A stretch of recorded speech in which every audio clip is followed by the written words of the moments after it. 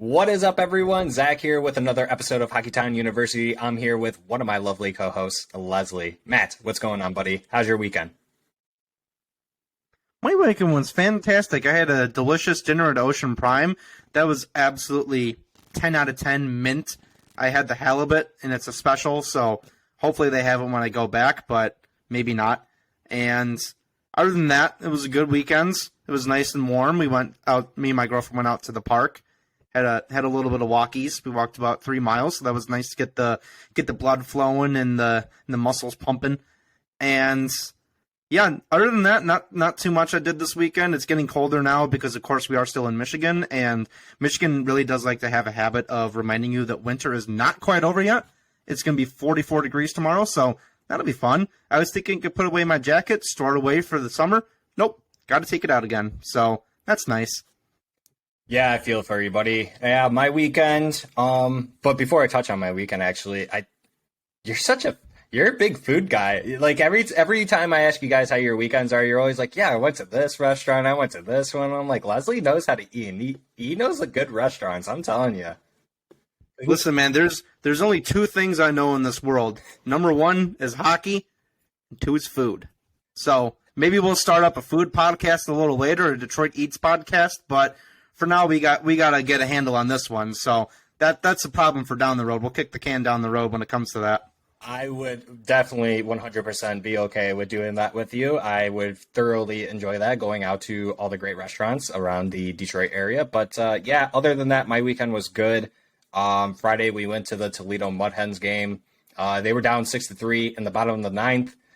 They came back to win 7-6. So that was pretty intense. We were going to leave in the bottom of the 8th, and the person we were with, she was like, no, let's just stay. I want to watch the whole entire game. And then by the end of it, I was just like, all right.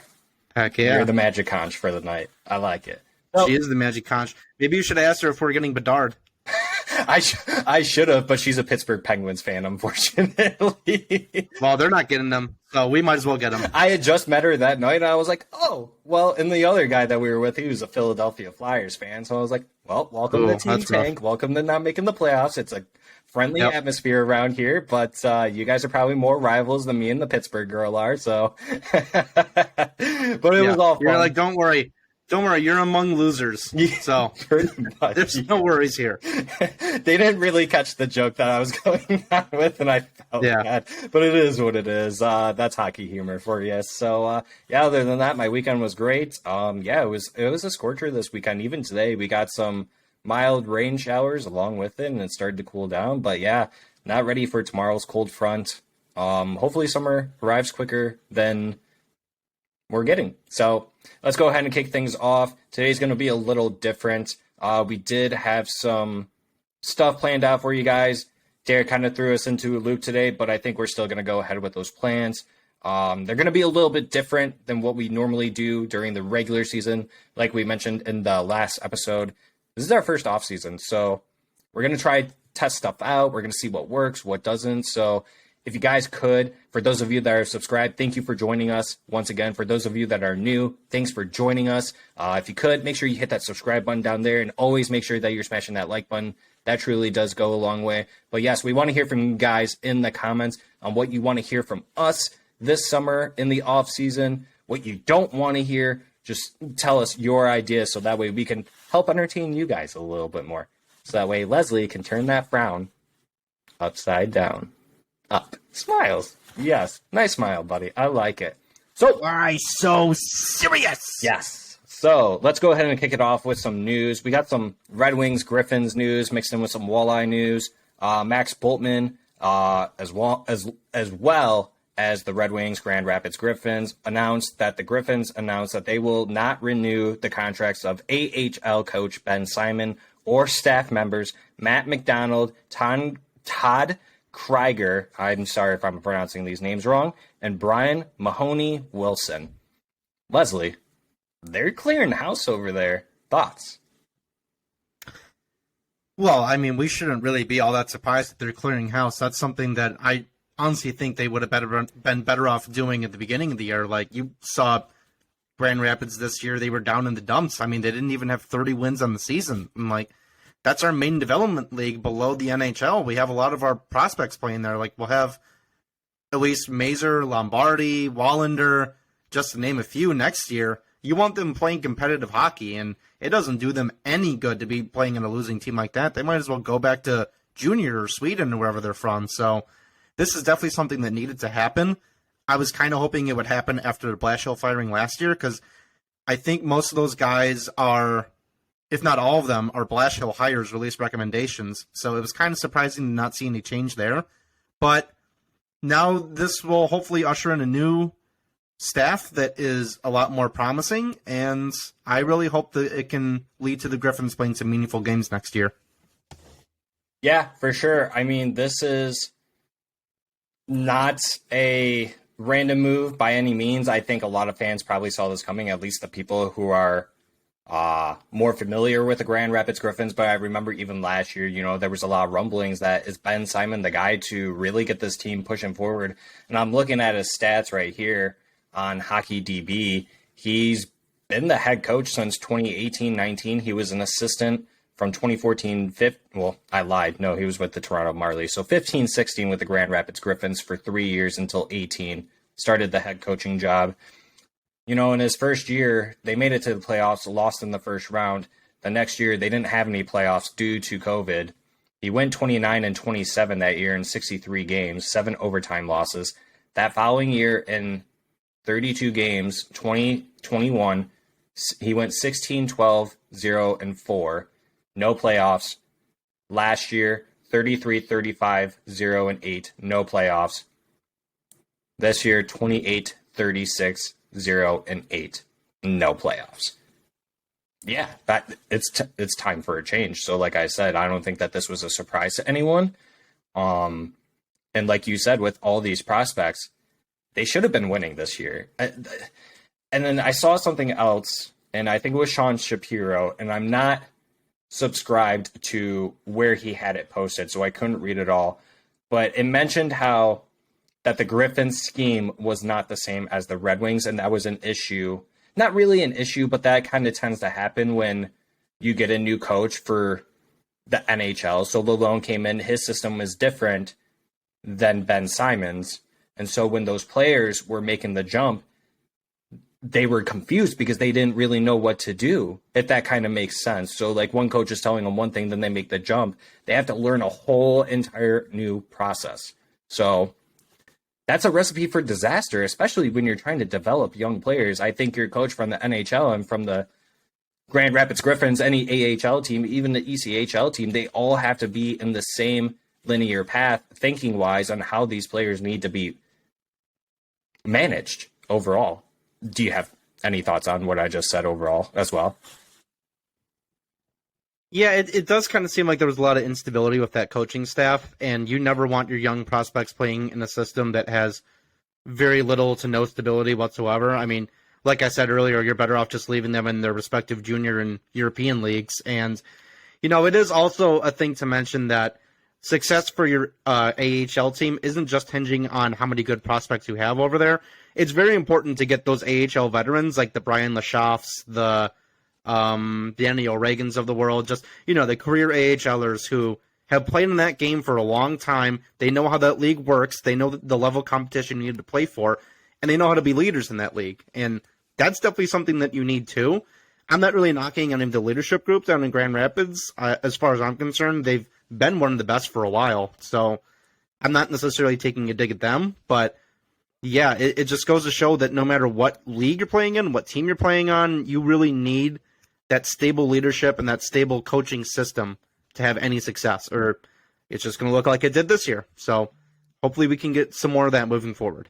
Yeah, and like you said too, and I don't think it was a leadership issue. I think overall it was just the way that the coaches were implementing their players. And like you said, it's the same thing with an NHL roster. If you're going into the playoffs, you have to have those good veterans to lead your young core to make sure that they're doing what they're supposed to and maintaining their pace through and throughout. So, I mean, like, I'm looking at this page right now, and I'm just like thinking of all the players that this guy has coached and like all the players that we've missed out on. I mean, like Philip Zadina is a good one that I think that truly did not get what he deserved. Dennis Cholowski, Evgeny Svechnikov. I mean, this guy was an assistant coach from 2014 or 15, 16. Sorry, I just did it again. And then has been with the Grand Rapids system ever since. So that's a lot of talent that, I mean, like, look at Dylan Larkin. He didn't spend time there. Lucas Raymond didn't spend time there. Sider was there for just a year.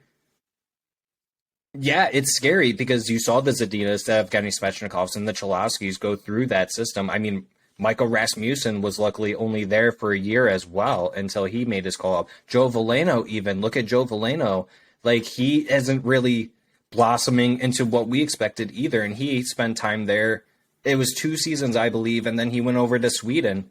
And granted, that's only because of the AHL season that year, but it is what it is either way, you know? So it's like, I'm glad that they finally recognized that there was an issue.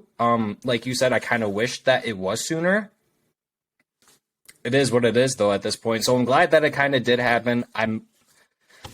It kind of leads me into the next point, too, is that from Max Boltman, based on the Toledo Walleye season, Walleye coach Dan Watson would have to be considered a leading candidate in Grand Rapids. His long-standing relationship with Derek Lalonde won't hurt him there either. And I did have them pulled up, and now I don't either. But let me hear your thoughts on that while I do that, buddy. Fill the air. Yeah, I think that's a pretty good number one candidate for the hire. I mean, obviously, he's the most obvious answer because this news just came out. So, of course, he'd be the number one guy to get the look at. And this year, I admit I haven't really paid much attention to the Toledo Walleye through their history. Maybe we can get some season tickets sponsored from the Toledo Walleye for the podcast so we can go on down there and watch some games next year. But 45-19 record is what he had this year. I mean, that's a pretty damn good record no matter where you are. And obviously we know how good the Walleye have been. I think they had this crazy streak of like 15 or 16 wins in a row, something like that. So, yeah, they have a good team down there. Of course, a lot of that has to do with the goaltending and Sebastian Kosa, but of course, you have to give some credit to the coaching staff there, too. And, yeah, I think he'd be a really obvious lead candidate for the job. I think ideally with these minor league teams, you would want to hire from within and have the guys who are proving they can win at the minor level, going up another level and seeing if they can do it there. That's pretty much how Jeff Blashill even got his job with the Red Wings in the first place off a Calder Cup win. So I think he's the obvious first choice. I'd be interested to see who else is out there that they're looking at, but I think I like him the best so far. Jeff Blashill. Yeah, I know. That almost felt blasphemous to even say. I was like, thinking in my brain, should I bring this up? But it's true. That's how he got his job. Yeah. No, it hurt my soul. That's the exact way he did it. Yeah, it hurt my soul saying that name. I thought it would be funny just to say it because, yes, that's where originally he came from. He was the one who helped Tyler Bertuzzi win that memorial, or what is it? Yep. The Calder Trophy there. Sorry, I called the Calder Cup. Yeah, Calder Cup. So, yeah, let's dig into Dan Watson a little bit more. He's been with the Toledo Walleye system since 2009, 2010. He started out as an assistant, making it all the way to a head coach being now, and he's been the head coach since 2016-17. In his first year of being a head coach, in 72 games, the Toledo Walleye went 51-17, 0 ties, 4 overtime losses, lost in round 3 of the playoffs. The next season, they went 50-17, 0-5. They lost in the second round, 40-23, and 18-19. They lost in the finals.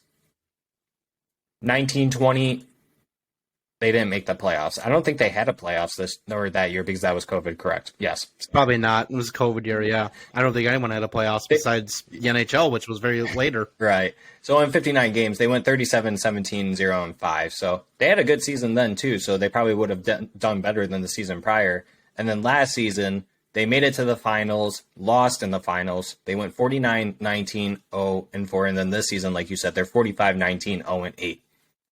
He's done nothing but win in Toledo ever since he's been here. I don't know. They don't show his record as being an assistant, but holy shit. Like, that is a lot of wins on this guy's resume. So, yeah, I mean, sounds like that he just knows how to work with the people that's given to him.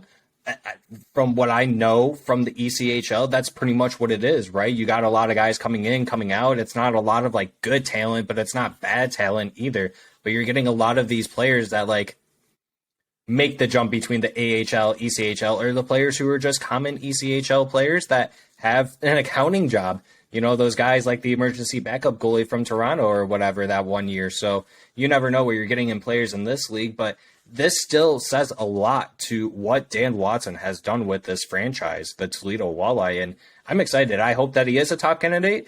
It wouldn't surprise me if he is, and it wouldn't surprise me if he did get the job. I would be curious to see who the other options are as well, and we might not know until the job is actually filled for Grand Rapids. Who knows? But as time goes on, you know, I can't imagine it's going to be later. I think we're going to find out sooner rather than later who is going to get that job, because I think that Yzerman probably finds it important, as well as Sean Horkoff finding that guy, so that way they can build the relationship if they don't have one already from previous years. So, yeah, I like it. You got any other thoughts on that, Leslie? Yeah, I mean, just from what you listed off his record throughout the years, I mean, he wins consistently. That's all he's done at this level is win. So logically, you would think that he would go up to the Grand Rapids Griffins and have a chance to win up there. And I would imagine that Sean Horkoff and Steve Yzerman get this done quickly, because, you know, this is the thing Steve Yzerman wants to get done sooner rather than later. I mean, he's not going to want to wait through the NHL playoffs and up to the draft. Like, he doesn't want to do that because, of course, we'll get prospects who ideally will be developing there in a few years' time. So, yeah, I think this will be filled pretty quickly. And I'd put Dan Watson ahead of my candidate list. I mean, I guess my list only includes him so far. So I'd have to do a little more research, but he was number one. Give him the job. He was number one. He's number one in my heart, in my book. So let's make it happen. Anything can happen. So we're hoping for you, Dan Watson. You know, chug Toledo through the playoffs. I know that they start this upcoming weekend on Friday. I'm not exactly sure who they play. I could look it up, but I believe it's an Indiana team. It might actually be the team that we saw them play against, Leslie. So that would be a pretty good series, in my opinion. The Fuel. Yeah, I believe that's who it is. I could be wrong, but if someone wants to lay that down in the comments below, do it. Let me know I'm wrong. I like it when I know that I'm wrong. It makes me feel good. So let's go ahead and talk about the next topic. Like I said, we don't really know what we're doing this episode. We're kind of just testing things out. But let's go ahead and talk about Alex DeBrincat. Supposedly that the Ottawa Senators were reported that they were going to send DeBrincat to arbitration, get that 1-year deal done, and that would come in at $9 million. Now, the most recent rumor is that DeBrincat reportedly it does not want to be in Ottawa, or that the plan is that he wants to be traded out of Ottawa. Leslie, what are your thoughts on that? And is this the type of player that you could go out and reach for, considering that he is a Farmington Hills, Michigan native?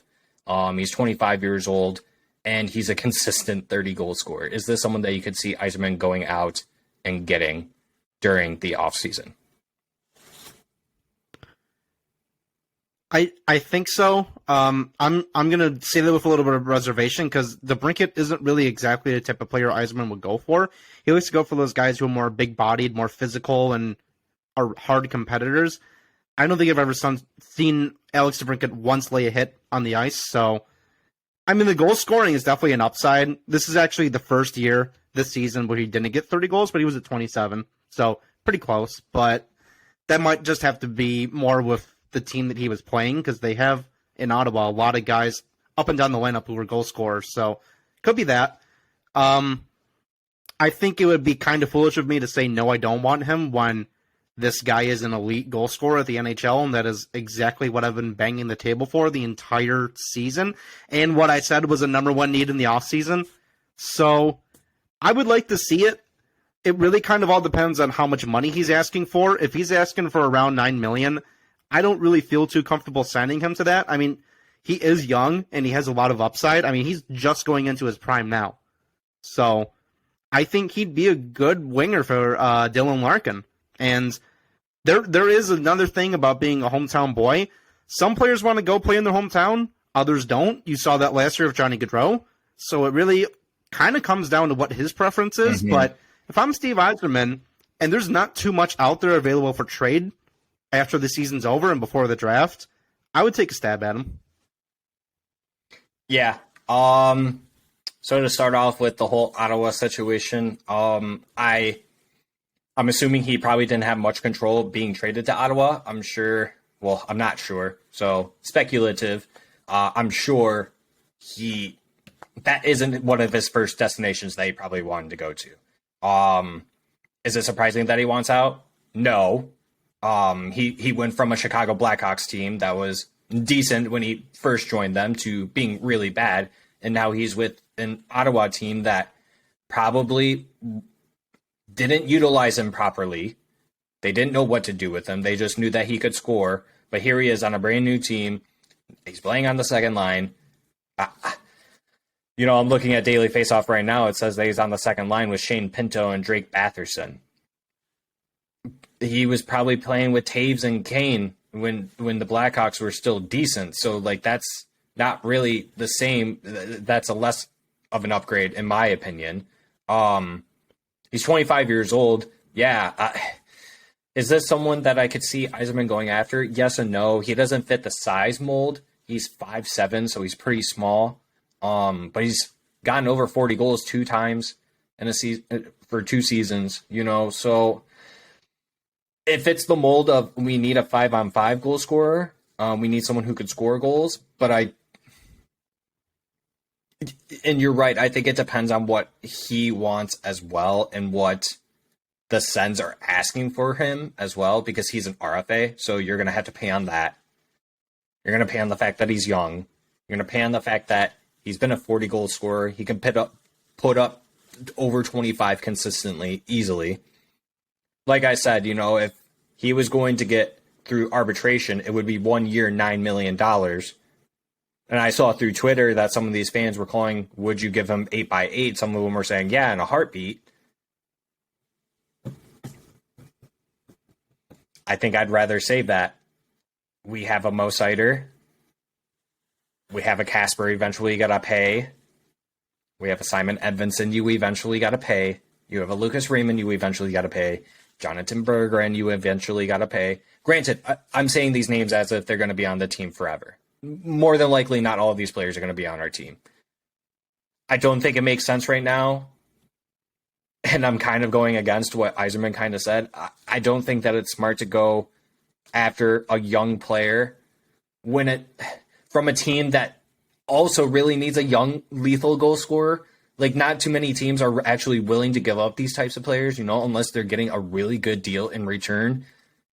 And for what we've seen with Yzerman, it's kind of the other way around, right? We're getting the good deal. The other team's kind of getting placed. Jacob De La Rose for Robbie Fabry. What? Oh, yeah, that happened, right? Yeah, it did. Okay, so... I barely remember that one. I'm surprised I remembered myself, but it kind of just came off the top of my head. But you know what I mean? So it's just it's a yes and no for me. I wish I had a definite answer, but I think I'm leaning more on the no, because I can only imagine what Ottawa's going to ask for in return. They gave up a first, and I think that was it. Maybe a bum prospect for Alex DeBrincat. I can actually pull that up. I don't know why I'm asking. So while I'm filling the air. Yeah, but you know what? The thing is, if that's what they're asking for, we have 2 firsts this year. We have 2 firsts next year. We could get that done if that's all they're asking for. We have plenty of prospects to trade. It just kind of comes down to what Ottawa is looking for and what they need. There's some guys that I would be comfortable with parting ways with. There's some guys that I think it's too early to give up on, so that's kind of a tough decision to even make. And I think if I'm Steve Yzerman, this kind of contradicts what I said earlier, but I think he's looking at this draft and he's seeing, number one, there's a lot of good centers in this draft, and number 2, outside of that, there's good goal-scoring prospects in this draft. I think he'd rather keep both of those first-round picks to get one of those guys, because you never know. One of those guys could turn into Alex DeBrincat. One of them could turn into even better than Alex DeBrincat. You really, truly don't know, but it's definitely true that there are guys who have high goal-scoring upside. Yeah. And not to mention, if you draft them and they are your prospect, you can sign them out of RFA, out of their entry level. So you're not going to give up whatever Alex DeBrincat wants, whatever Ottawa wants. You have the guy, and you can give up what you think is fair and what they think is fair too. Yeah, and to go off of the trade scenario that I was talking about, so Ottawa gave up their 7th overall pick in last year's draft, so the first round, the 7th overall pick. And then there's their second pick, which happened to be 39th overall. So the Blackhawks got Kevin Korchinski and Paul Ludwinski. Oh, jeez. Okay. Sure. Okay. And then a 24 third round pick. So a first, a second, and a third for Alex DeBrincat. I'm not.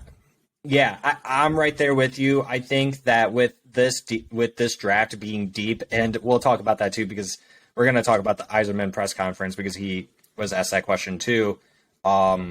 Yes, this draft is deep, quote unquote, because of the top talent that there is in this. And then you look at everything else, like some of these kids could go, in the top 5 in any other draft if it wasn't the way that it was with Bedard, Fantilli, Carlson, Michkov, So, yeah, I think I'm right there with you, Leslie. I think I would much rather hold on to our pick, which is currently at 9th, and then I would even still hold on to the Islanders pick, which is currently at 17th. You easily could get an Alex DeBrincat, and Alex DeBrincat was a former second-round draft pick. He was an early second-round pick for the Blackhawks, and we have 3 of those. That's 3 chances that we could get an Alex DeBrincat. So total, that's 5 in the first 50 picks. And you want to know what the reason for that is? It's because he's undersized. He was always producing in the OHL and wherever else he was. I think he played Honeybaked. And it's the same thing that happened with Cole Caulfield. He was a mid-first round pick. And he's like, what is he? He's already at like 35 goals on the season. He hasn't played the last month or 2. Like, these guys who have high scoring upside get passed over all the time. And unfortunately, the sides of that is Yzerman doesn't draft those guys. So maybe he'll learn from his mistake. Maybe he's seeing all these guys like the Caulfields, the DeBrincats of the world, who get passed over for their lack of height, but they can still score. And honestly, now that I think about it, even though he was a 4th rounder, that's kind of what I'd see the argument for taking Lombardi as. Like, yeah, he's undersized, but he can score. So I think Yzerman does take a chance on those guys sometimes, just on the 1st or 2nd round. But yeah, you could definitely see that happen. Yeah, and we have to remember too, like, Yzerman does have a big say in like who is drafted, and he has said it's more so in the 1st round. Like, I kind of like put my intentions out there of like who I'm looking for, what I want, and like say like I really like this guy. He was a big reason why they got Mo Seider too. Like, he's been watching Mo Seider for quite a while. He knew what he was wanting, so he went out and got it. So yeah, I'm not exactly sure where I was going with this, but yeah, I think I think I'm going to keep those picks. I don't think I would trade for an Alex DeBrincat. I think I would much rather take my chances and seeing if I could get my own Alex DeBrincat in a draft. Oh, what I was getting at with that. Yeah, it comes down to your other development staff too. I mean, it comes down to Chris Draper. It comes down to your draft staff in general, So it's not just Yzerman, it's everyone else in the organization who plays a key role in the draft. So, I mean, it comes down to those scouts and who they think, and I'll touch on this too, but Yzerman, he mentioned like size really isn't a matter to me. It's just whether if they have to compete or not and how good they are. And that's what he looks for. So at the end of the day, it really just comes down to those things, size regardless. So it just really all depends on where these players fall at the draft at what point, when the Red Wings pick. And if that's a player that's available that they really like, then they'll take him. Hopefully we do get an Alex DeBrincat. Maybe we will, and he's a little bit taller. Maybe he's a little bit shorter. Maybe he's like 5'5" or something. Who knows? You never know. So you got to wait and see. Catch it up on the draft day. So, Leslie, let's go ahead and kick it off. Let's go ahead and actually, do you want to start? I'll ask you first. Do you want to touch on the Yzerman press conference, or do you want to touch on the Derek Lalonde one first? I think that's interesting because I didn't even know Derek Lalonde did one. Well, now you've given me a curveball. Yeah, let's start with Lalonde. All right. So, yeah, I'll be pretty quick with this one. The first question that he had was, how would you judge the team this season?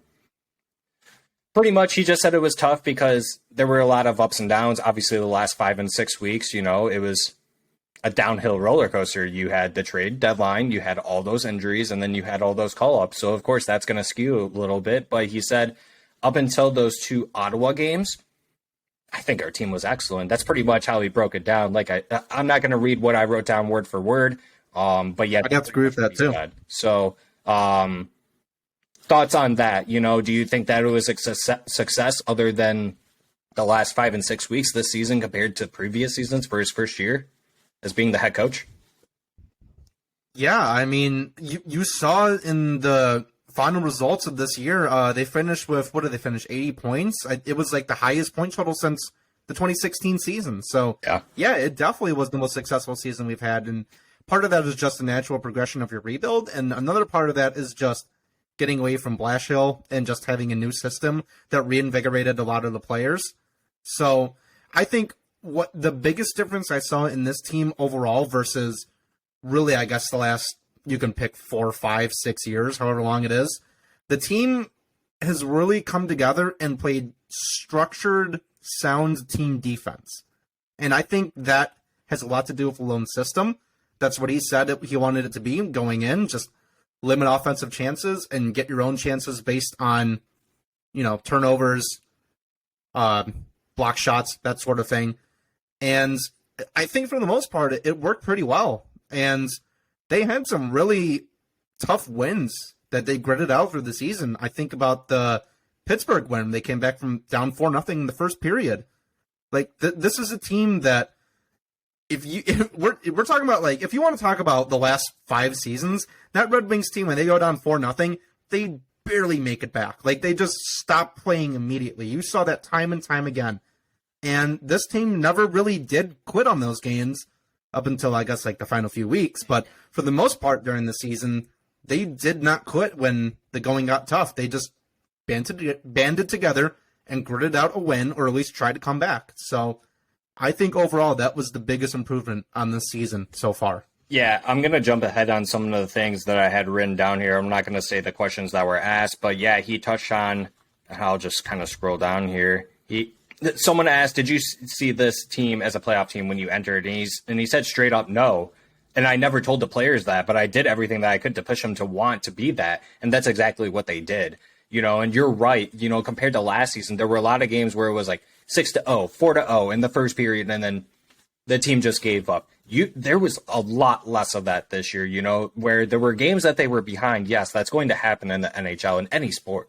You know, you're going to be behind. But this team would dig in and actually try to get themselves out of the grave. I can't tell you how many times that happened last season where there was that, I think there was like a span of like 3 games where we lost like 6-0, 7-0. And then there was that one game against Toronto where it was like 9-6 or something like that. And it was just a back and forth battle. Like, there was no defense whatsoever. And then there's like that video of Yzerman like up in the press box, and you see him like mumbling like, no, he's not, or whatever he was saying. And then, like, we knew right then and there that, like, he was over Blashill.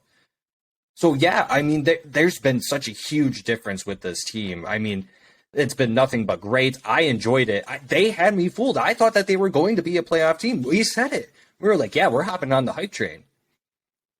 I mean, shit, man, before those 2 Ottawa games, they were a playoff team. They were in a wild card spot. And we had a little brief, like, half a week of all the press and Yzerman being like, maybe they won't sell at the deadline, which I think the writing was on the wall. That was going to happen no matter what. But it was nice to see that there was that little slight chance that maybe they could band together and make an addition or 2 at the deadline to make a push. But, I mean, obviously they came up short in the end. But how many times over the past 5 seasons have you thought to yourself, oh, yeah, we could definitely make a push? Absolutely. No, there was no hope. So I'm going to count that as a moral victory. Of course, you want to see, you know, playoff series as a victory overall for a season, but the team, I think going into the season, a lot of us thought that the team just was not there yet. It was very clear, but there's a lot of positive momentum, and dare I say there's hope to build off of for next season. Am I allowed to say the H word? You are, because that's exactly what Lalonde was alluding to. I mean, the people at the press conference, you know, they were asking some very good questions, you know, about grit, you know, comfortability, you know, how these prospects are looking. And he's like, you know, like the Kaspers, the Johanssons, the Wallanders, all these players, like, I want them to push for starting jobs. I hope that they make the roster at the start, you know, that's what he wants. And that's something that you want to hear your coach say, is that, like, yeah, I want to have these types of problems. I want them to force me to make tough decisions in the lineup and see who's going to be staying and who's going to be going. So, and that question was more alluded to Casper and Edvinsson, not so much Johansson and Wallander, even though he was asked on those players. But he was also asked about growth, personnel, and schemes.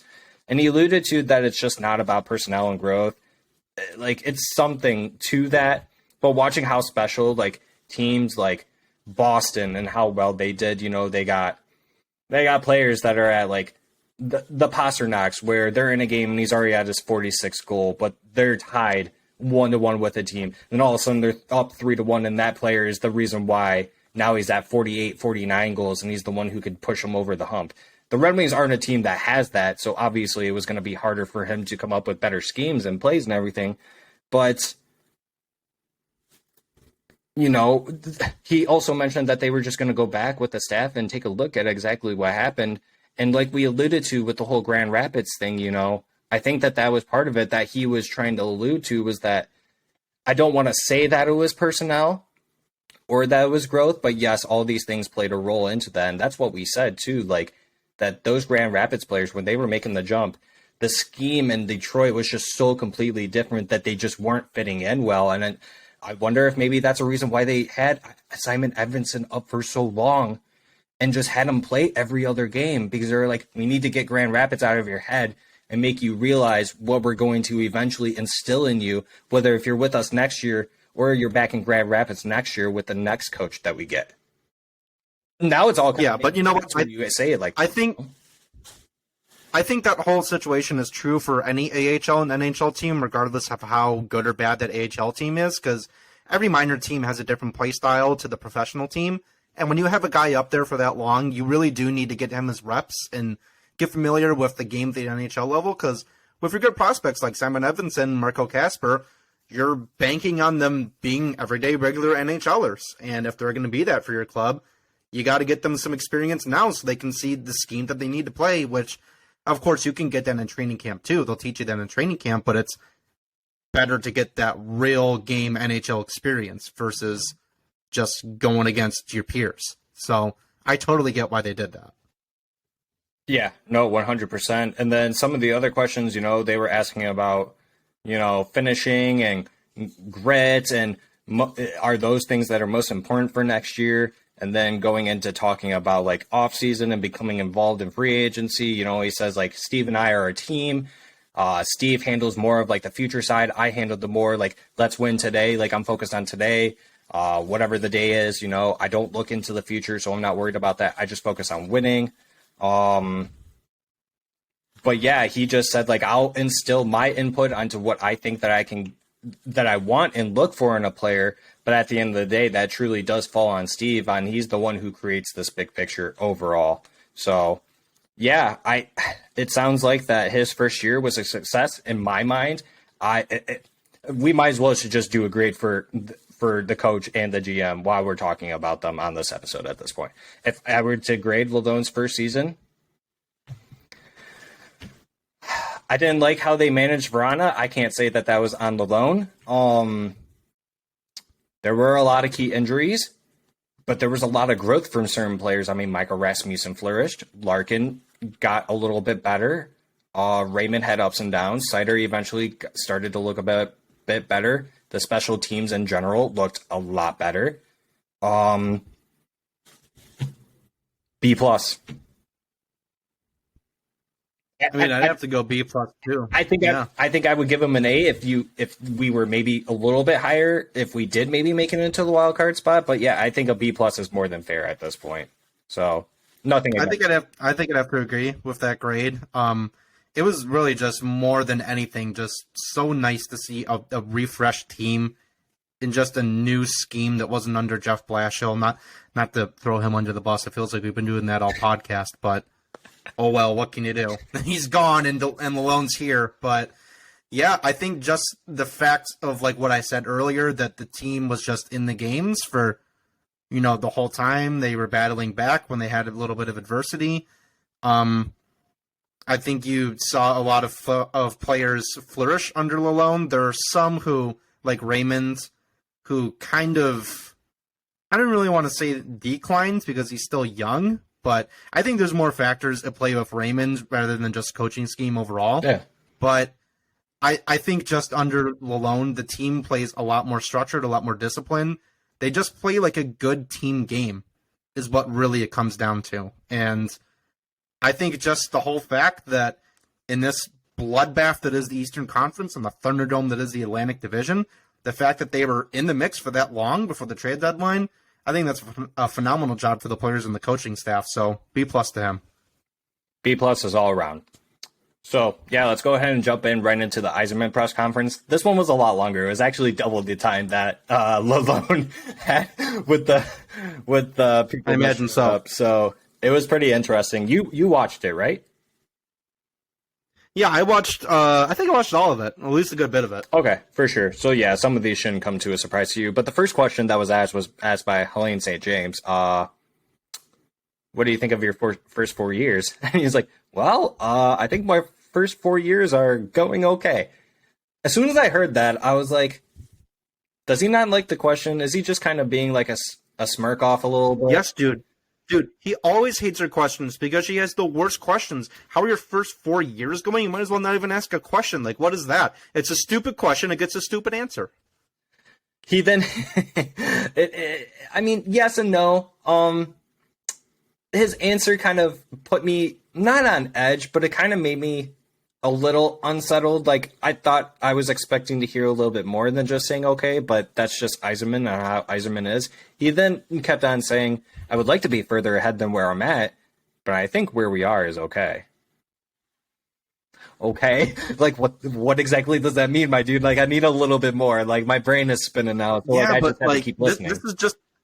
This is Yzerman. He answers the question without really answering Yeah. it. And, I mean, I think part of that is just given the fact that, like, if you compare walking into the Detroit situation versus his Tampa situation, he walked into Tampa and he already had Stamkos and Hedman. So, like, I'm not saying he didn't, like, have a lot of work done before him, but he definitely had two solid pieces to build around. He really only had when he came in here, Larkin? Just Larkin, and I guess Bertuzzi too, but now Bert's gone. So I think after 4 years of just building it up from scratch, it's not going to be a full-fledged playoff contender. I mean, that goes without saying. We saw the year ended, but I think just given the prospects that we have, we have Raymond and Seider who are looking to be two young, really, really good players in the NHL. It's going okay. I mean, it's not going bad. It's going okay. Yeah, I mean, it definitely could be going a lot worse. Like, Raymond could just not pan out. He could be like the next Adina. Seider could have immediately just fallen off a huge cliff if, he could have been what people thought he would be. He continued on saying, like, if we had some players that were 7 to 8 goal scorers now to become 15 goal scorers next year, that's a huge improvement. And I agree with him. Yes, 100%. So you're talking about, like, Vallenos, players like that, you're asking for a little bit more goal scoring.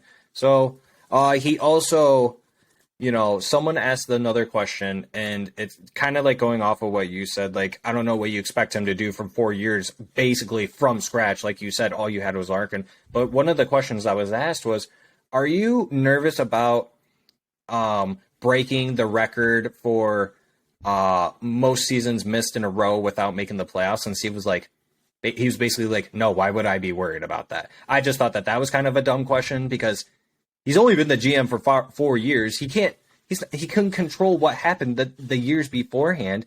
And like you said, he was given what he walked into. It was pretty much just Larkin, Bertuzzi, Hronek, and Mantha, Athanasiou, Mrazek, Chalowski. Not really too much, like we talked about that. And he's just building his own. He's already replaced all those players minus Hronek. Kosa's taking a little bit longer, but that's okay because he's a goalie, so that's expected. Yeah, it's going okay. I mean, we don't have a Bedard. We don't have... Yes. Not yet. Yes. I did see a mock draft video today that the Red Wings did get Adam Fantilli. All hail Magic. I'll take that. I literally will take fourth. I don't even care. I'm not going to bring that up. Maybe I'll write that down and I'll bring it up in the next episode. I got a good one for you. But so let's go ahead and continue on. Let's see. Yeah, there was a lot of good questions. He was asked on Derek Lalonde's first season, said Derek did very well in his first year, handled things well with good assessment of the team. the atmosphere around the players and the coaches, everything went well. The numbers beyond the deadline were not reflective of the whole season and won't hold them accountable for it because of the trades and injuries. So, yeah, Yzerman likes what he saw, and honestly, I think he was overall pleased. I think it went way better than what he expected, to be honest with you. Can you agree with me on that? I think it went a lot better than a lot of us could have expected. I mean, there is still that contingent of fans who are just getting restless with no playoffs, which I understand that, but, we can get into that later. But I think given the pieces they had to work with and the competition around them, I think it went about as good as you can expect, maybe even better. Yeah, and then he did touch on Raymond. I know that you talked about Raymond, so let's go ahead and talk about it. He said it was okay. He thinks highly of him as a young man and his talent as a player. He learned a lot from this year. It was a grind for him, like you said. It wasn't really a decline; it's a sophomore slump. That type of stuff happens. And this could be a hot take of mine. I'll just say right now before I finish everything else I said on him. I think Raymond does better than he did his first season. I think he's a candidate to be in the 60 to 70 point range. I really do think that. I think if you just set him up for success, I don't know what that exactly looks like, but I think maybe just staying with Larkin, and if you put someone else on that left side, whether if that's Rasmussen or if you go and get someone in free agency or through trade, I think that would only help Raymond even more. Or if you want to keep Raymond on that second line, Marco Kasper, and then whoever you want to put on that left side, I think it's either Rasmussen or you go out and get someone once again. I don't think it's going to be Fabry. I don't think it's going to be, it could be Kopp for all I know. I'm someone who said Kopp could go on the wing. I think if you're going to bring Kasper in, if he does insert himself as a 2C right off camp, then yeah, you probably have to push Kopp to the left. I don't see him as a 3C. That's probably more of a spot for Veleno, so that's kind of where I'll leave it at that. But Perron came in and did the role for Lucas. Like you were able to swap out Lucas and Perron, so Lucas got a good firsthand look of what Perron has to do to become a good, sturdy NHL player in this league. And so I think that was a really good signing, honestly, low key. Like, I don't think a lot of people really looked at it that way, that Perron could be someone who teaches Raymond how to be that steady NHL guy in and day out. So that's great, but I really do want to see Raymond come in next year and say, no, this is my top line spot, not yours, Daddy P. This is mine. Not yours. So let's go ahead and continue on with more stuff. So we talked about how, what Kasper and Edmondson have to do. So he was asked that, what do they have to do to make the team out of camp? They gotta show that they are ready to play. No shit. Like, yeah. No doubt. Those are the Steve Yzerman. That is the first step. He says, I don't want players their age and only playing minimal minutes. So he doesn't want to bring them up just to have them play 5 minutes a night. He doesn't want them being the 13th, 7th defenseman. He wants them to come in, take control of a spot, and claim it as theirs forever and always. So thoughts on that? Does that make sense? Because I think it does. I'm on board with that.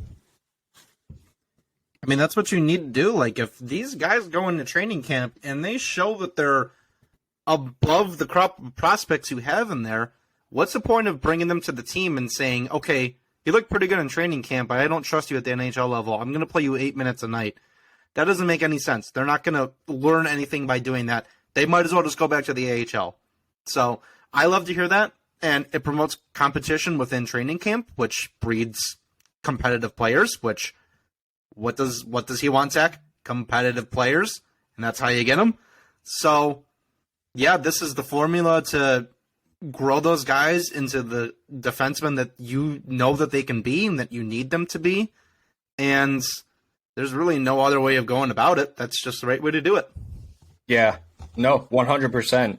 Another question that he was asked, and I'll kind of intertwine some of these together. Do you plan on being as active through free agency and trades this year as you were last year? He said that I'll be active. How much? I don't know. Last year had a big group of players in free agency. This year, not so much. It'll depend how active other teams are and what the fit is for us. We won't know until June, most likely, because the people that are unrestricted free agents, some of them will sign with the teams that they're already with. That's a natural process. That happens. So some of them go away. So he's right on that end. And you probably won't likely know until July 1st who exactly is going to be interested in you and you're going to be interested in them. So tying that up, yes, the free agency pool isn't as deep as it was last season. I wouldn't be surprised if Yzerman was minimal on the free agent signings. I think he's going to be doing more trades. I think that that's the best route to go. You take advantage of the cap strap teams, the teams who are in and out of the playoffs year in and year out. You take advantage of those teams that need to make a shakeup. And talking about that, is going for size and grit a must-have going into the offseason. And he used Nick Lidstrom as an example of a competitor. You know, he wasn't knocking people down. Every time he was near the puck, he wasn't doing this and that open ice hits. You know, he was just a very competitive guy. And, you know, a lot of people have different definitions in terms of like grit and, you know, what it is to be competitive. But for Yzerman to be competitive, he looks for people who are day in, day out hockey rat rinks, basically. Or what's the term for that? I said that really weird. Rink rat? Yeah, rink rat. Thank you. I'd be so lost without you, dude. Thank you. And I would be lost without you. So, and then he pretty much just alluded that everyone's just got to be a little bit better, you know, throughout the lineup, you know, whether if you're old, you're young, you know, all the players have to do better. But then also talking about free agency or just even just signing players and trades, you know, he was asked about Ned and Hellberg being a part of the plan. He said both could be part of the plan. Still got to talk to him, you know. So thoughts on that before actually I have you answer that, you know, we got to do better within, including these two, you know, goals against and expected goals against as a team statistic and some others as well. So he didn't want to hold them accountable for those stats, which is fair. We'll take a look around the league, and every team wants to improve in the certain areas, but the goaltending market is thin as well. If we go back to these three, Husso, Ned, and Hellberg, everyone needs to be better. Would you bring back, well, Husso's already staying with us, so would you bring back the other two to be with Ned or Husso? Or is this, we already tested it out, let's just see what else we can bring in? Well, Ned is a guy that I would consider bringing back on maybe just a 1 year, I don't know, $1.25 million deal. I would like to purchase a plane ticket and send Ned back on the first flight to Sweden, or Hellberg on the first flight back to Sweden, because what even the hell was that this season? I don't know how this dude even made it to the NHL in general. I mean, he was on waivers 3 times, and you saw when he started why that even happened. So, absolutely not on Hellberg. I don't even know why he's entertaining that. And the question with Ned is, I think the Red Wings would want him back on a short-term deal.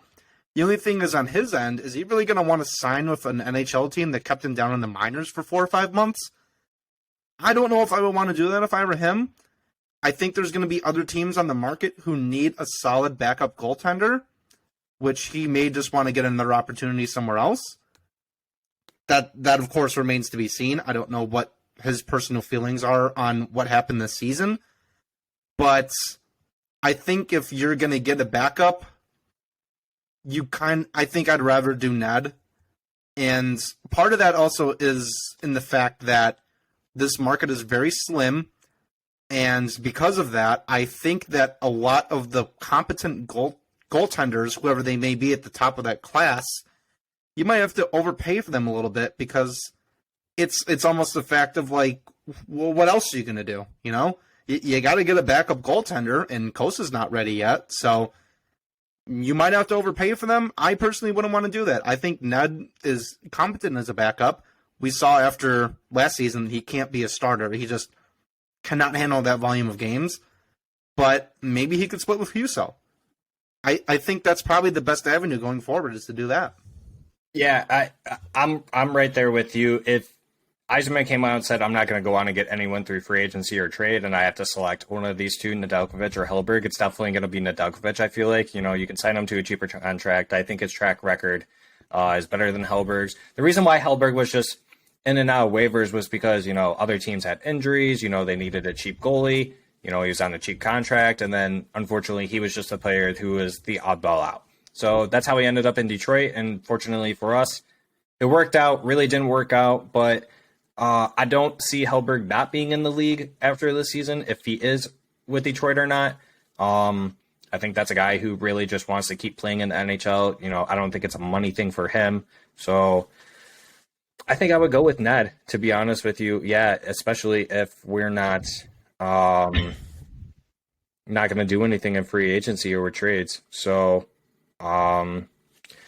let's go ahead and just touch on this last one, and then we can wrap it up with Yzerman. We've been recording for almost an hour now, so we're going to try and wrap this up as quickly as possible for you guys that are still watching. If you are still watching, leave a comment below. Let us know what you think so far. So, Leslie, this is where you shine, because I know you want to talk about some of these players. So he was asked on Lombardi, Mazur, Lalonde. To break it down, Mazur had a good year, decided to turn pro, and looks like a really good prospect and an NHL player for me. It'll be sooner rather than later. Amadeus Lombardi is a good player. He's competitive. Size doesn't matter. He's 5'9", I think. So he's saying that already. Drives the net, gets the corners. He is entertaining. We hope he can do that in the AHL. He's a fun player to watch. Time will tell, but excited about his potential. Lalonde had a real good year in Sweden, played one game as injured. Expect him to be here next year. He has a lot of work to do. Skating and puck skills have improved. Kronwall and Lidstrom did their best work to closely keep an eye on him while he's with Rogla. He's developed nicely with optimism for him. So let's go ahead and only touch on ammo, because I know that this is someone you wanted to talk about. So let's go ahead and do that, buddy. Yeah, I alluded to it earlier in the episode that Ammo was one of those guys who, despite his size, you just watch him play, and he does have a lot of physicality to his game, and I think he's going to grow into that size, or into that frame as time goes on, and puts on some muscle. But you've already seen him in the OHL, and the one game he played in Grand Rapids. Like, this kid can skate. He can handle the puck. I mean, he was deking out a couple defenders in the last game they played against. I want to say that was the Providence Bruins. I could be wrong, but either way, I mean, that was his first game in the AHL, and he looked like he didn't miss a beat. He looked like he was there all season. And not only was he there all season, he looked like one of their best players. Mm-hmm. So this guy really does have a good potential to be that real diamond in the rough that we found in the later rounds. And when you're building a cup contending team, you got to hit on some of these guys in the later rounds. I mean, there's no way around it. And yeah, easier said than done. If you could hit on them all the time, there'll be a lot more in the NHL, that's for sure. But that's part of the formula to build a team through the draft. You got to hit on those late guys. And Ammo's a late guy to hit on. Mazur, I guess, is a late guy too. Not as late as Lombardi, but he was late. And it's really nice to see all these guys that were playing in junior, these later picks, are really finding their game, and they're showing that they can compete at the next level. I think on the last episode when we talked about Lombardi, I think he's going to get at least 1 year in Grand Rapids under his belt, and hopefully he can just keep up what he's doing now, because I actually think there's only one game left in the AHL season, so hopefully he can keep that up into training camp and just put on a little bit of muscle in the offseason. But yeah, the three guys that Yzerman mentioned are definitely the guys I'm most excited about, and I have the highest hopes for and the highest expectations. So it's really nice to see the praise that we all give Lombardi and Mazur on this podcast reciprocated through Yzerman himself. And it just gives me a warm, fuzzy feeling inside that he not only geeks out on these players like we do too. I just love it when, like, he's talking about these guys and his inner hockey fan comes out and it kind of supersedes that, Stonewall GM, that cutthroat GM that he is. So, yeah, if Yzerman's talking about you like that, he's got some big plans for you. Yeah, it's one thing to talk about, the first round draft picks, like majority of them are starting to make it into the NHL, Raymond, Seider, Edvinsson, Casper, then you got Kosa, obviously. Those three players named, none of those players were first round draft picks. So, it's almost weird because, like, we get so tied up into these first round draft picks, but then you start looking into these second round picks and then some of the later ones, and it's like you can get just as much wrapped up in them because their journeys are just as exciting as these first round draft picks. I mean, just waiting for them and just salivating, waiting for them to make that jump. It's like, okay, how much longer? Like, can you get here, please? Come on, let's go. So, yeah, So let's go ahead any more than prospects. Yeah. Let's go ahead and wrap up the Yzerman press conference. Overall, with Steve Yzerman, from basically my takeaway from the whole entire thing, he just really, really, really emphasized how much these young players really need to take a step forward and be more competitive. Whether if those are the players in Grand Rapids or the players in the NHL right now, I think he meant more so to the NHL players. So the Raymonds, the Valenos, the Rasmussens, the Wallmans, pretty much everyone, Sider as well, Larkin, all of them. We just need these players to take that next step forward in order to be a better team. That's how we see improvement. Who's going to take that next step? Who wants to be the next Tage Thompson? Who wants to be the next Jason Robertson? Who wants to be, so on and so forth, Brandon Point? You can name off a whole bunch of players who were not picked in the first round. Like, that is what we're hoping for, and it's coming together. It really is, and it's great to see. So, overall, I think going over Steve Yzerman for this year, let's take it back from the beginning. Last year during the offseason, he signed Andrew Kopp. You got David Perron, Ole Mata, and you got Ben Sherratt. The team overall, you had Soderblom come up. You had Berggren establish a spot on the team.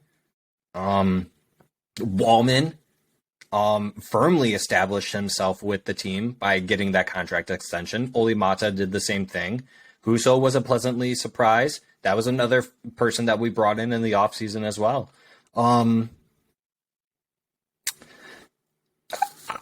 A cop-out answer, I think a B plus as well. I think I would have liked a little bit more out of the young players. You know what? I'm gonna go. I'm gonna stick with a B. I like the trade deadline too. Minus Verana, and I think that's why I'm kind of holding it back. I think the whole Verana situation definitely could have gone a little bit differently, so I think that's why I'm gonna stick with a B and not a B plus. There's other parts too, but I think I'm just gonna have to go. I want to give him an A for everything overall, but I kind of have to give him an A minus because we just gave him all this praise, and we're kind of forgetting about the fact that he signed Sherratt for that long-term contract for the next 4 years. So, yeah, no matter what he did this year, unless they made playoffs, I don't think I can give him above an A minus, but I guess that kind of is cheating because that really has more to do with last year's offseason, but it still affects this season, so I'm going to go ahead and include that. I think that little blip aside, I think he's done a phenomenal job, and he's building the right way. And he's really made some great moves to make this team competitive and have that much-needed scoring depth that we've needed. Now, we just need... Okay, so I have good news and I have bad news for you, Zach. Now we just need one more thing. Unfortunately, that one more thing is an elite top 3 talent. So, can't exactly find that easily, but that's kind of all they're missing now. Yeah, those don't fall off trees, unfortunately. Yeah. Nope. I want one just as much as you do, buddy, and everyone that's watching. Yes, I want one of those too. We'll get one eventually, whether if that's through the draft or through trade, So we'll just have to wait and see. So, without further ado, let's go ahead and kick it off into, it's officially playoff season. The playoffs kick off starting tomorrow. So, let me go ahead and screen share with you guys real quick. Let me see if I can find my playoff bracket right here. Leslie, can you see that? I cannot yet. No. I think it takes a while sometimes for it to load.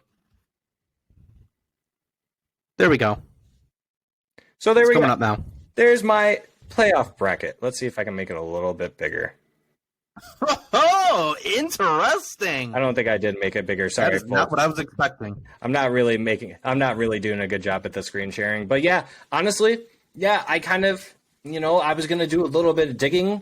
I really wanted to go a little more in depth, and honestly, today I just wasn't feeling it due to some certain circumstances. But break it down for you guys. I got Seattle beating the Colorado Avs in 7 because I hate the Avalanche. You guys suck. Seattle, honestly, they had you were kidding when you said you were going to do that. So I'm not going to go too in depth with these, Leslie. We don't really have to, but I'll just kind of say my piece as to why. Dallas, Overall, I just think that they have the better pieces. I think that they have the veterans, they have the young talent. Their goaltending has been great. So yeah, I'll take them in 6.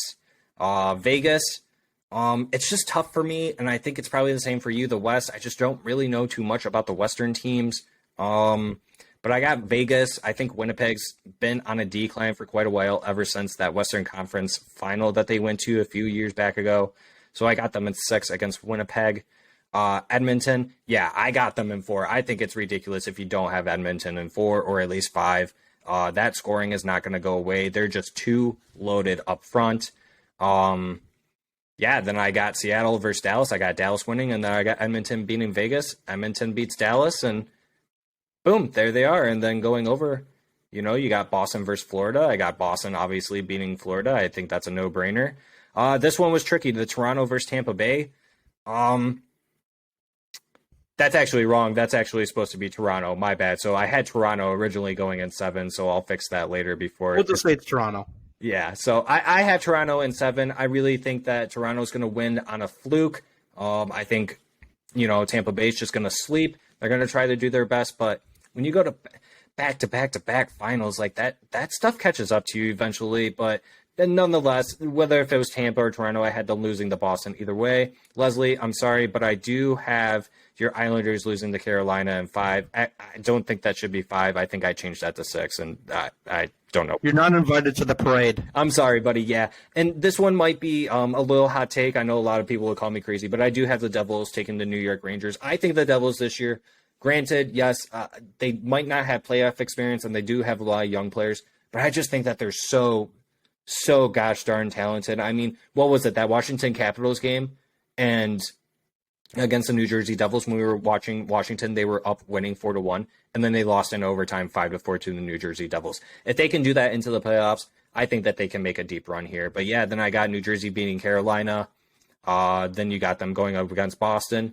New Jersey wins. And overall, I got the Oilers winning, and I think that, the goal scoring between all the games is going to be 69 points. So nice. That's my mock. That's my mock playoff right there. So Leslie, kick it off, buddy. Let's go ahead and see, and I'll fill the air in the meantime. Or at least I'll try my. Alrighty, one sec here. I could always edit. You see that okay? Yeah, give her a hot second here. You don't see it yet? It's doing it. Yeah, there we go. Might need to make it a little Alrighty. bigger, though. So, you yeah, need go me ahead. to expand this? Because it's a little small for me. Do you need me to expand it? Yeah, I might need you to expand it. See, I don't know how to work this kind of stuff yet there, buddy. So why don't you just go ahead and just kind of break it down for us, kind of just walk us through it, what you got. All right, well, it seems like this is as good as it's going to get, but I'll just go ahead and hop right into it. Yeah. Now, yes, we are all Avalanche haters on this podcast. There is no reason that we shouldn't be. But, that being said, this is Seattle's first year in the playoffs. Colorado's a defending champ. They have more experience overall versus Seattle, which Seattle does have cup winners on its team. It has Burakovsky on there, who won, I think he's won 2 cups, one with Washington and one with Colorado last year. I just don't see it happening, though.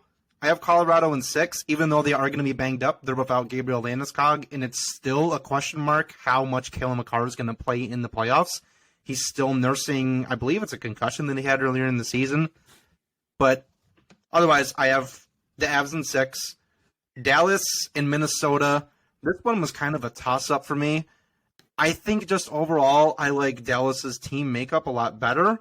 Jason Robertson is, in my humble opinion, he's my favorite player who does not play for the Red Wings. That dude is just unreal. And, of course, Jake Ottinger. I remember last year, he almost single-handedly won that series against Calgary for Dallas. And this Dallas team is not the same as last year. They're a high-scoring team. They have phenomenal defense. And, of course, I just mentioned Ottinger. I think he's going to be real solid in the playoffs, so I have them in 7.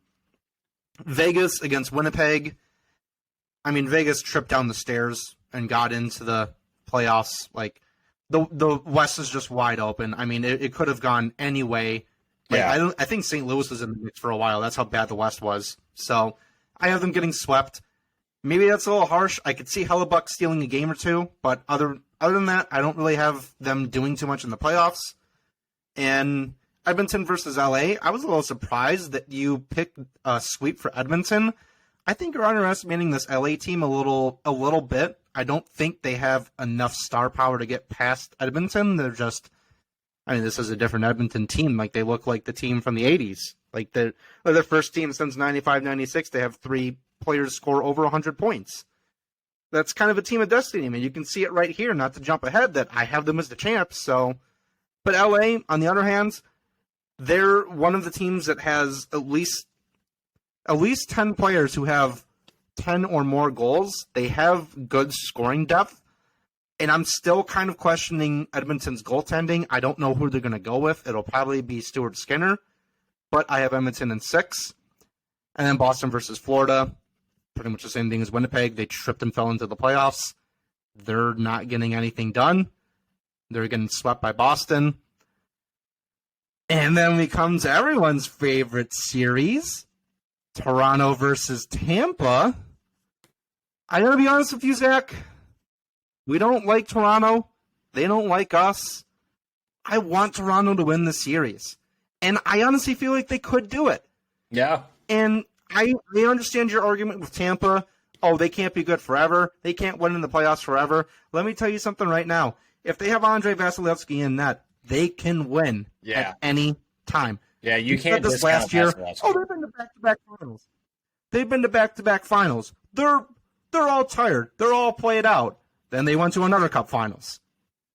I can't pick Toronto until they do it. Yeah. You see what I'm getting at? No, they 100%. haven't won a round since 2004. I cannot logically pick them. So, Tampa in 7. And I kind of hope it's Toronto. I hope I'm proved wrong. But I probably won't be. And, yep, I got the Isles in 7. Of course. Now, before you jump down my throat, which I see that you're itching to do over there, I had to separate my heart from my brain, making this playlist. I want the Isles to win the entire Stanley Cup. Can they do it? I don't know, but I'd like them to. I have them in 7. And then New York versus New Jersey. This one just kind of came down to playoff experience for me. I think that's something that kind of flies under the radar, and it's not as valued as much as it should be. New York went to the conference finals last year. So I think with just that whole experience, I think this is going to be a tough series. I honestly kind of wish I put down New York in 7. I could see New Jersey winning this, though. They have a young, really talented team. I would not be shocked if it's a New Jersey win. But anyways, I have New York in 6. Then you see here my second round predictions. I have Dallas beating Colorado. I just don't think Colorado, with all their injuries, are going to make it as far as they need to get to. Edmonton beating Vegas. I think it's just Edmonton's year. Like, they need to get it done when they have 2 of the best players on the planet at some point. I think it's going to be this year. I have them beating Dallas in the conference finals. And not to jump ahead too far, but I have Boston versus the Lightning. Now, I think at this point, this is where the, I don't know what you want to call it, the wear and tear of the past 3-4 Stanley Cup postseasons are going to catch up to Tampa. That's what it is. I think Boston is just too good of a team. They're going to run into them, and it's just going to be too much for them to handle. Boston's going to take them over. Then I have the Rangers being the Islanders. Don't let my dad hear that. Don't let my uncle hear that. They'll probably slap me in the face the next time they see me if they heard that. But that's how I have it going down. I have Boston beating New York, and I have Edmonton as the winner. And, we hate Boston on this podcast. I think I even said I had them losing in the Eastern Conference Finals, which, let's be honest, that's probably not going to happen. Like, they're such a good team, historically one of the best teams ever. But I think they're not going to be enough for McDavid and Draisaitl. I have them winning because I want them to win. It'll be the first Canadian champion since 1993. And I think this Edmonton Oilers team has what it takes to get it done. Yeah, if I'm going based on past experience, the last playoff team that won was the Colorado Avalanche. Obviously, they were the 22 Stanley Cup champions. And you look at them, they didn't necessarily have the greatest goaltending. The Oilers are the exact same. They just need their goal scoring to be lights out. Their defense needs to be at least decent. Just let those 300-point or point getters, like you mentioned, just let them do their thing. You know, you got Evander Kane back. That helps out a lot, you know, and then you just hope that your bottom six rolls and your defense just kind of shows up. That's kind of what you're hoping for. And I think that's what it's going to come down to. I think it's really just going to come down to, can McJesus, can Draisaitl, can Nugent Hopkins show in day in and night out that they are going to be Stanley Cup champions and that they deserve to be one. But like I said, if I were to compare the Avs to last year to Edmonton right now, if they were able to do it last year, I think the Edmonton Oilers can do it this year. Do you kind of feel the same way, or are you kind of feeling it on a different wavelength? Okay. Yeah. And, you know, I think just based on how far the Oilers made it last year, they made it all the way to the Western Conference Finals. So they were right there. I mean, they just ran into Colorado, who I think that was just there's just something about the playoffs, and you see how all the teams perform. You can kind of tell what team deserves to win it the most and what team is outworking everyone to win it the most. And I think that's just what Colorado was last year. I think that's what is going to be Edmonton next year, or this year. Sorry, not next year. But could be next year too. There you go. It could be next year too. Why not? Why not a repeat? Yeah. Want to get even more ahead of myself. Yeah. And I know that Derek was supposed to be with us today. Unfortunately, he had other stuff that he had to take care of. So we will have him show his brackets on the next episode on Wednesday, if that's when we decide to record. Hopefully. Fingers crossed. So, yeah, other than that, Leslie, I didn't expect us both to actually pick Edmonton. So is that the series that you want to watch the most? Because I know that's something you want to touch on real quick. Which series are you most excited to watch? Oh my God, there's so many good ones. I mean, can I do the opposite and pick the series that I want to watch the least? It's probably Vegas and Winnipeg. Okay. Okay. The rest of them, I think maybe I'd have. This is tough. I think I'd have to pick the Toronto series. I just have to see if they can do it. Yeah. They have to do it at some point. I mean, I think that's if they don't do it, what happens next year? Like, do they have to blow it up? Are they going to run it back again with this core that they have? What are they going to do? They just have to win it at some point. And I think a lot of hockey fans around the world are just going to be watching that series with a close eye, just seeing if they can finally do it. And I think a lot of people are on Toronto's side at this point. I think a lot of people are just like me. They think it's just sad at this point, and they want to stop joking on them. They want to stop picking on them, and it's just got to happen. It has to happen. I think at some point you can set aside your bias and your hatred for the Leafs and whatever team you root for, and you got to admit you want to see Matthews make a run. You want to see Marner make a run. These players are too talented to just not make it anywhere besides the first round every year. Like, I love Nylander and Marner. I wish one of them could be on the Red Wings. I wish both of them could be on the Red Wings. I want to see them make it far. And I don't know. They haven't done it yet. I hope it can be now. Yeah, you hope. All right. So let's go ahead and jump into we'll make this one short because we talk about this guy all the time. Let's go ahead and just do a little draft prospect profile, and that would be... Oh, hell. Magic Conch. We want Bedard. Tank hard for Bedard, or do you want to get silly for Fantilli? Because we're going to talk about Connor Bedard first. Yes, you heard it here, folks. It is our first draft prospect profile. Honestly, if you guys haven't been living under a rock, you probably already know who Connor Bedard is. If you guys don't, I highly recommend you just go on YouTube, do yourself a favor, type in Connor Bedard highlights. This kid is just insane. I like that. That's probably the only word I could really think of off the top of my head at this point. Like, he's an animal. He's just insane what he can do with the puck, and even without the puck, just his hockey IQ in general. He just knows.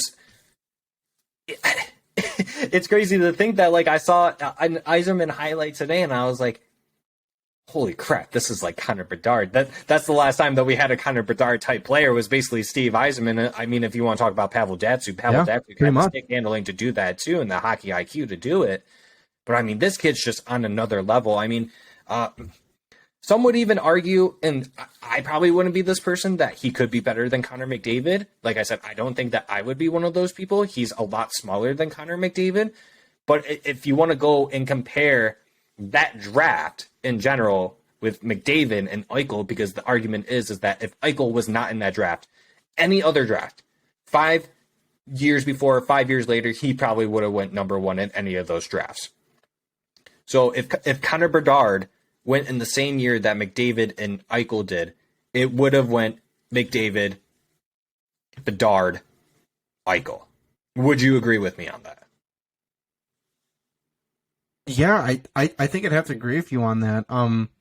That's just kind of how you get that comparison for this draft, right? And I think it goes even deeper than that. Yeah, well, it does. It's also worth noting that Fantilli also played in the NCAA just like Jack Eichel did and put up pretty similar numbers. I think he was only like 5 or 6 points shy of that point total from Eichel, and he was also a Hobey Baker winner. So, yeah, I would have to say it's a really fair comparison.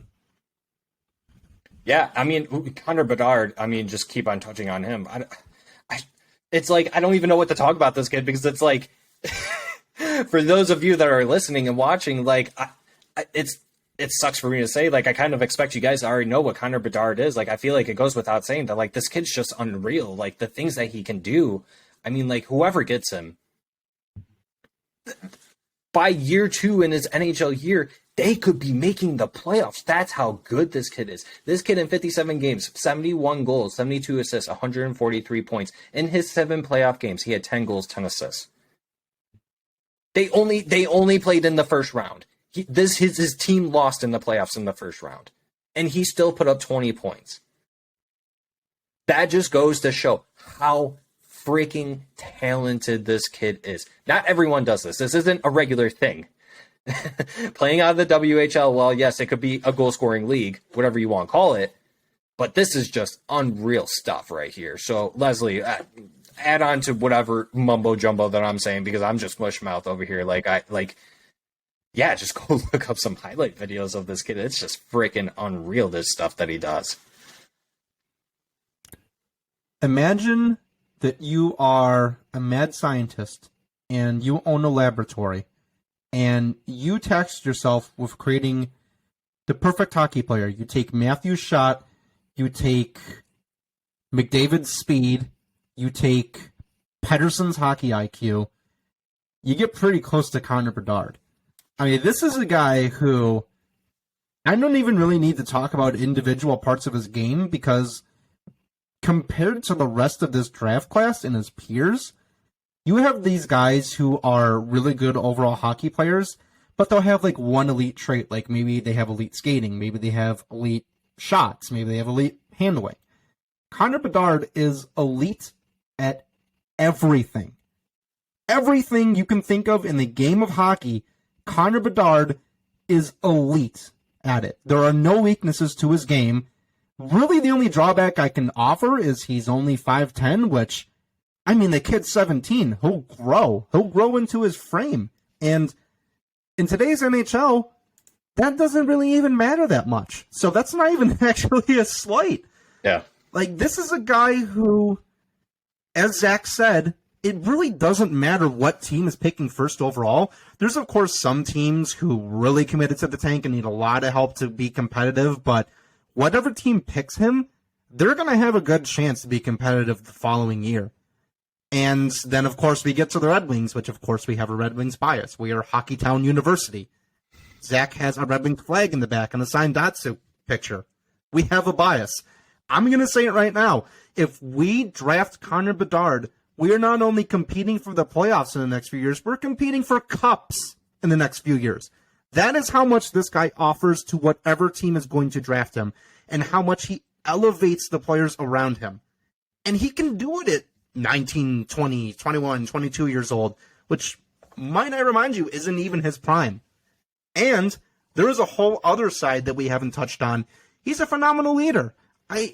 I think he was captain of the World Junior team. Maybe he was an assistant captain. But I do remember after that golden goal to beat Czechia, I think they were playing. It doesn't really matter. After that golden goal, there was an interviewer talking about his individual accomplishments in the tournament and how much that meant to him, which he had a massive tournament. And he comes right around and says, this isn't about me. This is about my teammates. This is about Team Canada. This is about us celebrating what we accomplished together. So any of the 32 GMs watching that, I imagine they just started salivating right then and there. And their wife was looking at them like, honey, are you okay? And they were just like, I really just want this guy on my team. So that's just the kind of player he is. He's selfless. He's a leader. He's already elite. I've honestly had this thought that you could have plucked him from the Regina Pats at any point this year, drop him in a random a random NHL game. He's probably coming away with at least 2 points. Oh yeah, that's how good this kid is. So yeah, we throw around the term generational talent a lot. This kid fits the mold. I mean, this is a generational talent right here.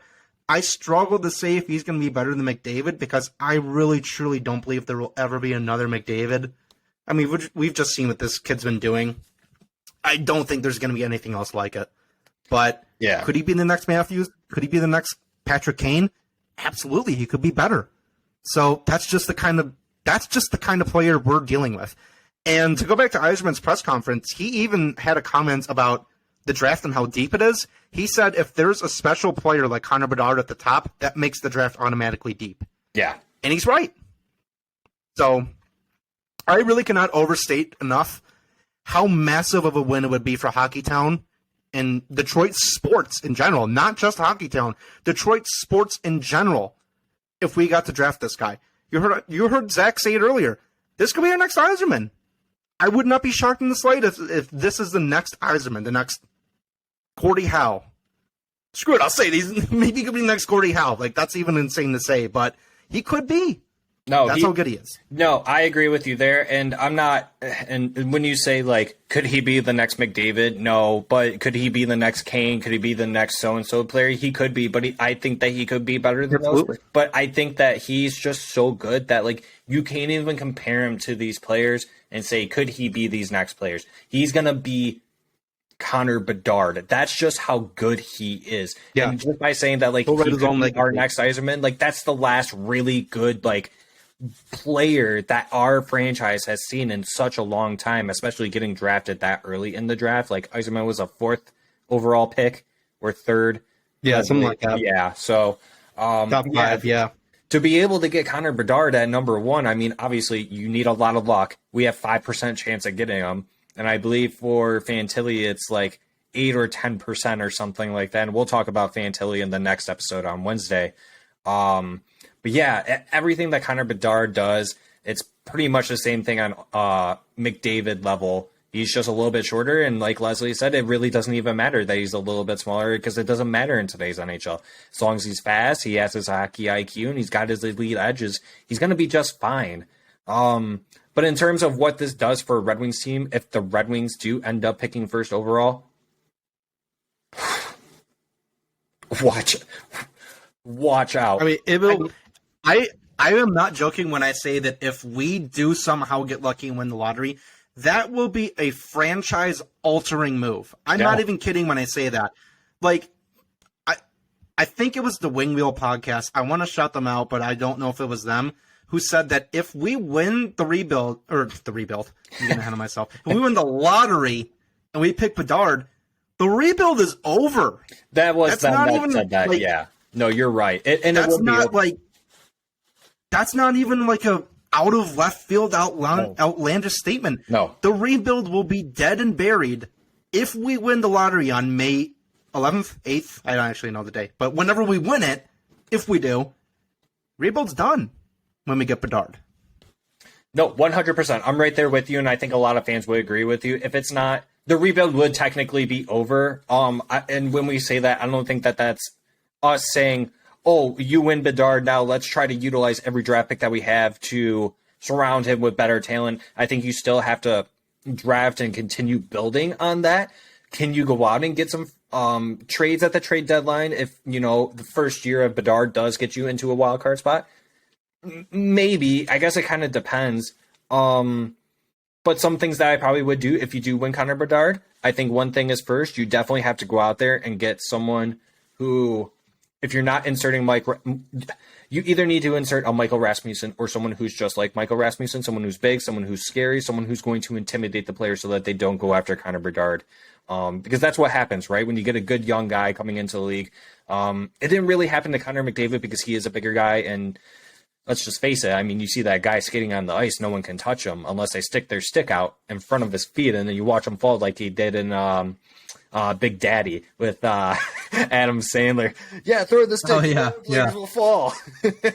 Yeah. So stuff like that, So, like, yeah, I think that there would be you would have to probably move some pieces around on the roster to accommodate Connor Bedard a little bit more, but like that helps out Larkin so much, that helps out Raymond so much, that helps out so many other players so much on this roster that maybe not that year would he be able to get us in the playoffs, but yes, the rebuild would be over, and that next year I think is when you could say we have a good chance of actually contending possibly. A lot of things would have to go right, but I do think that's a possibility. But look at the Chicago Blackhawks. That's what happened to them. They got Kane, they got Taves. It really took them, 3 or 4 years until they finally won their first cup. That's what happens when you get lottery luck for players that are this good. And like Leslie said, he's probably going to be better than Patrick Kane. 100% I think he's going to be better than Patrick Kane. I mean, look at Connor McDavid. He's putting up 150 points this season. I think that that's a standard for Bedard in the future, is that he's going to be 100 to 150 point player in his future, in his prime. For real, goal scoring is going up, so it's not unrealistic. It's very real, and this could happen. So yeah, all hail Magic Conch, give us Connor Bedard, please. Please. Yeah, where's my conch? I'm going to pull my conch out. Pull out the conch. I'm going to pull my conch out. That sounded dirty. Oh, boy. Yeah. Rubbing it for good luck. For luck. Well, Leslie, I think we can close it off on that. I don't have anything else. We've been recording for an hour and a half now, so I think it's time that we can close off. I think this was a very good episode. Not really too structured, like we mentioned at the start. For those of you that are still watching, thanks for continuously watching us on this long episode. But Leslie, let's go ahead and close it off. Let me know your final thoughts if you got anybody. All hail Magic Conch. All hail. And as always, let's go Islanders. Oh, boy. All right. Those are your final thoughts, though, buddy?